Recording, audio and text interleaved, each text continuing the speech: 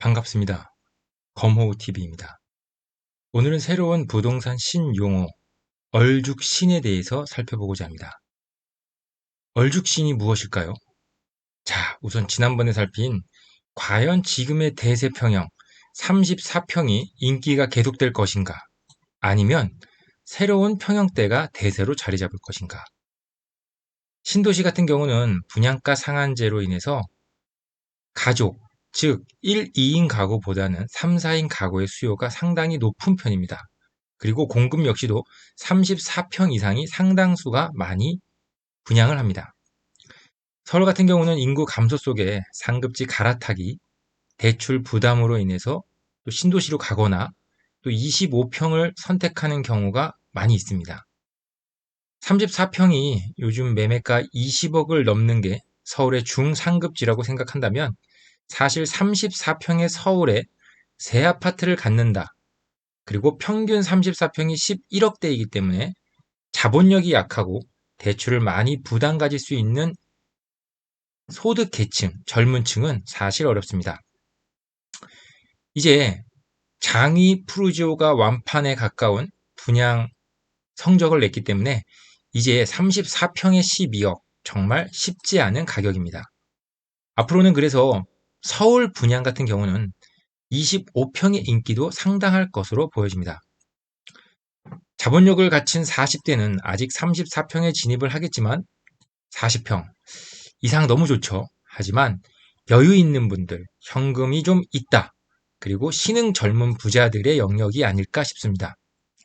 하지만 신도시 자체에서도 34평으로 분양을 받거나 입주하고 가족 수가 늘어나거나 조금 더 큰 집을 위해서 넓은 곳으로 선호하는 경향이 많이 있습니다.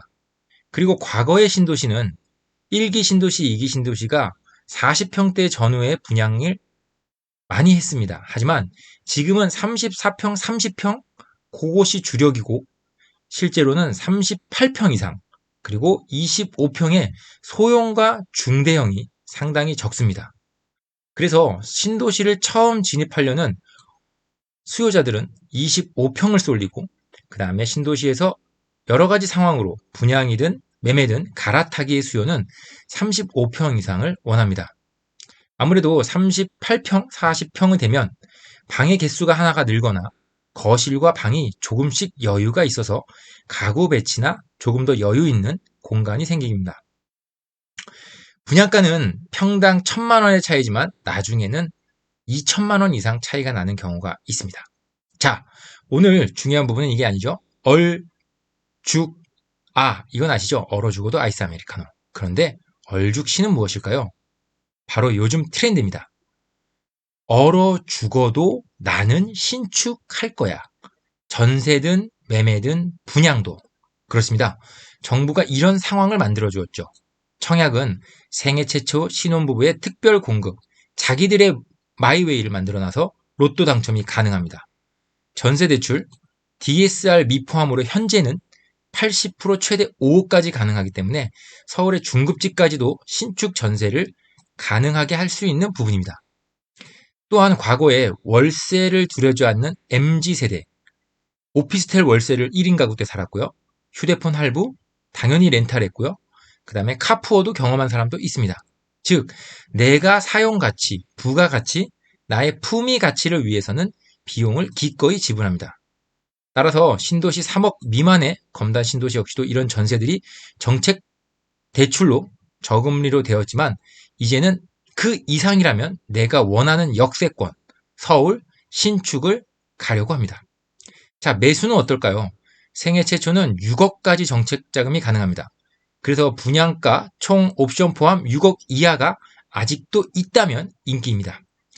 맞벌이 그리고 1인 가구, 2인 가구는 고소득자라면 서울의 신축을 대출받고 사는 데는 크게 무리가 없습니다. 지금 12억 아래의 분양가 혹은 9억, 10억대 25평은 광명, 미사, 다산, 성남 등이 가능한 영역입니다. 그렇습니다. 이제 베이비 부모 시대는 본인의 노후를 걱정해야 되고 은퇴하고 있습니다. 이제 주력에서 치맛바람으로 교육열, 소비계층으로 명품, 교육에 신경 쓰고 부동산에 투자하던 1세대는 떠납니다. 신도시 역시도 3세대가 나오고 아파트 역시도 3세대, 4세대, 5세대가 나오듯이 이제는 그 다음 세대의 주력 인기가 무엇인지에 초점을 기울여야 합니다. 그리고 부의 대물림이 MZ세대는 시작부터 아파트에서 태어나고 아파트에서 자라납니다.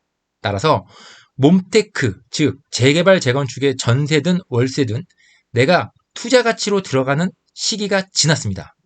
또한 언제 될지 모르는 기약 없는 데에 투자, 또 추가 분담금은 이제 그들에게는 정말 빛 좋은 개살구입니다.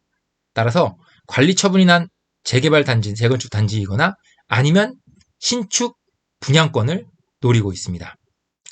자, 과거에 대규모 개발 타워 크레인 레미콘 차량이 끝없이 보이면서 신도시를 만들어냈습니다.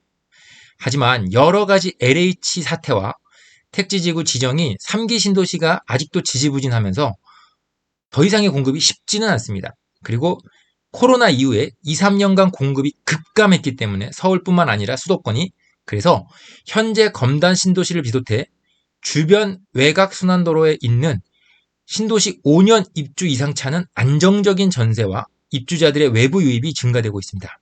따라서 사전 청약이 취소되고 또 3기 신도시가 늘어지는 마당에 이러한 매매 수요, 매수 수요는 분명히 살아날 것입니다.